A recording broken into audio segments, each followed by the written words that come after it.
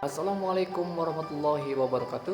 Berjumpa lagi dengan materi pendidikan agama Islam untuk kelas 3. Apa kabar soleh dan soleh semuanya? Mudah-mudahan hari ini tetap dalam keadaan baik dan sehat dan dalam lindungan Allah Subhanahu wa taala. Amin ya rabbal alamin. Soleh dan soleh semuanya yang dirahmati Allah Subhanahu wa taala, hari ini insya Allah kita akan mempelajari materi yang kompetensi dasarnya, yaitu menjalankan sholat secara tertib. Dan sub materi hari ini atau judul kali ini kita akan membahas yang berjudul intinya ibadah sholat. Tujuan dari pembelajaran kali ini yang pertama adalah menjalankan perintah Allah Subhanahu wa taala. Yang kedua yaitu mengamalkan rukun Islam yang kedua. Seperti biasa soleh dan soleh semuanya, sebelum kita memulai materi hari ini, alangkah baiknya kita awali dengan doa, ya. Bismillahirrahmanirrahim. Robbi jidni ilman warjukni fahman. Amin ya rabbal alamin. Soleh dan soleh semuanya yang dirahmati Allah SWT, sebagai umat Islam kita harus melaksanakan sholat, karena sholat adalah tiangnya agama. Kalau nggak ada tiang, pasti agama itu akan roboh. Sama seperti bangunan rumah kita, pasti semuanya ada tiang. Kalau rumah tidak ada tiangnya, bagaimana untuk masang atapnya di sini, ya kan? Bagaimana rumah itu akan berdiri tegak kalau nggak ada tiang? Maka dari itu perlunya tiang. Maka bagaimana agama ini bisa berdiri kokoh? Bagaimana agama ini bisa berjalan dengan sesuai syariatnya? Tentulah kita harus menegakkan tiangnya. Apa tiangnya? Yaitu adalah sholat. Dan barang siapa yang menunaikan ibadah sholat, berarti dia sudah menegakkan agamanya.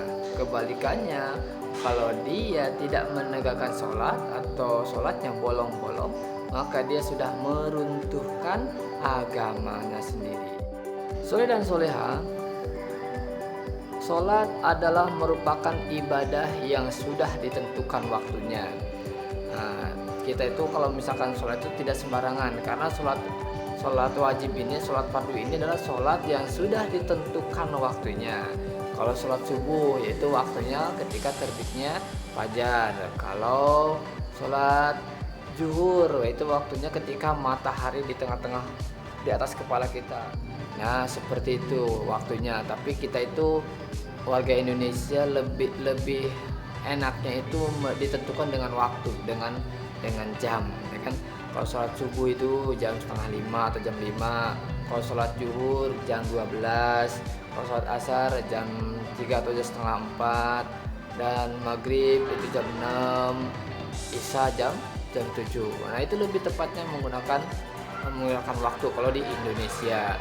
Tapi itu tadi, untuk waktu di Indonesia itu sekarang terus berjalan. Untuk sekarang saja untuk zuhur aja sudah bukan jam 12 lagi, jam 12 kurang sudah zuhur, bahkan jam 3 pun udah asar. Nah, itu adalah sholat wajib yang sudah ditentukan waktunya. Terus apa sholat yang tidak ditentukan waktunya? Yaitu sholat sunnah. Sholat sunnah itu tidak ada waktunya, maka apapun silakan. Tapi kalau sholat fardu, lihat dulu waktunya, sudah masuk waktunya atau belum. Nah, itu sholat atau ibadah yang ditentukan waktunya. Soleh dan soleha yang dirahmati Allah, apa sih artinya sholat? Sholat mempunyai dua arti. Yang pertama, sholat menurut bahasa. Nah, sholat menurut bahasa artinya adalah doa. Kenapa dikatakan doa? Karena semua dari pergerakan sholat, mulai dari semua bacaan sholat itu penuh dengan doa dan diisi dengan doa. Contohnya doa istiftah, doa sujud, duduk di antara sujud, sampai doa tahiyat akhir. Nah, itu semuanya runtutan doa. Karena banyaknya doa, maka menurut bahasa sholat adalah doa. Arti yang kedua yaitu sholat menurut istilah. Sholat menurut istilah adalah ibadah yang diawali dengan takbiratul ihram dan diakhiri dengan dengan salam. Nah, itu adalah pengertian sholat menurut istilah. Kenapa diawali dengan takbiratul ihram? Karena ketika kita sholat, kita awali dengan, setelah niat kita awali dengan takbiratul ihram. Ketika takbiratul ihram, tangan mengangkat terus dan kita mengucapkan Allahu Akbar, kita berarti itu sudah mulai sholatnya. Sholatnya sudah mulai. Dan setelah di akhir sholat kita mengucapkan salam, assalamualaikum warahmatullahi. Nah, ketika salat itulah artinya sholat itu sudah selesai. Atau pengertian sholat yang ada di dalam buku pendidikan agama Islam yang sudah kalian terima, sholat bisa juga diartikan sebagai serangkaian ucapan dan gerakan yang diawali dengan takbiratul ihram dan diakhiri dengan salam. Dengan pengertian tadi juga sama saja, karena intinya adalah pertama diawali dengan takbiratul ihram, kedua diakhiri dengan salam.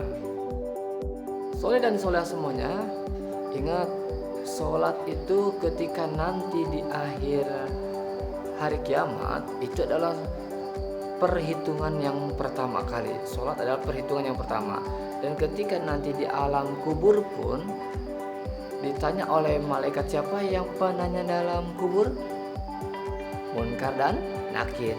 Munkar dan Nakir ketika menanyakan orang yang baru masuk ke liang lahat atau liang kubur, maka yang pertama kali ditanya adalah sholat. Kalau yang sholatnya ini bisa dijawab dengan benar, maka 4 pertanyaan yang lainnya akan bisa dijawab. Karena nanti di akhirat itu Munkar dan Nakir akan menanyakan 5 pertanyaan. Kalau yang pertama bisa, insya Allah yang keempat pun bisa. Tapi kebalikannya, kalau yang pertama ini tentang sholat ini dia tidak bisa jawab, maka yang keempat pun akan dipastikan tidak mungkin bisa menjawab. Maka dari itu kunci kehidupan kita adalah sholat. Sholat sehari semalam berapa waktu? Ya betul. Sholat sehari semalam itu 5 waktu. Apa saja? Subuh, zuhur, asar, maghrib dan isya. Tapi kenapa sih kita harus sholat? Nah, sholat ini adalah sebagai bukti bahwa pengabdian kita kepada Allah Subhanahu wa Ta'ala. Sholat ini sesuai firman Allah Subhanahu wa Ta'ala dalam surat Toha ayat 14. A'udzu billahi minasyaitonir rajim. Bismillahirrahmanirrahim. Innani annallahu la ilaha illa ana fa'buduni wa aqimis sholata lidzikri. Artinya ialah, sesungguhnya aku ini adalah Allah, tidak ada Tuhan selain aku. Maka sembahlah aku dan dirikanlah sholat untuk mengingat aku. Surat Toha ayat 14.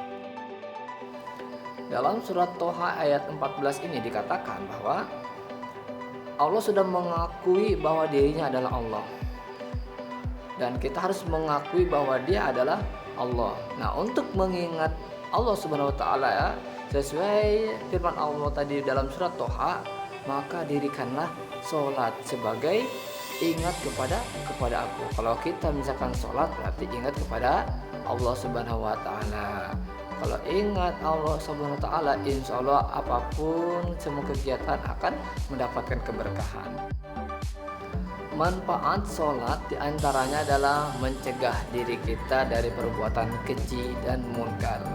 Perbuatan keji itu contohnya nih, kita misalkan mau niat ngambil buah orang atau buah rambutan punya orang, karena kita ingat Allah dan diawasi oleh Allah, karena kita orang beriman, maka kegiatan itu tidak akan terjadi karena kita takut kepada Allah, karena Allah Maha melihat.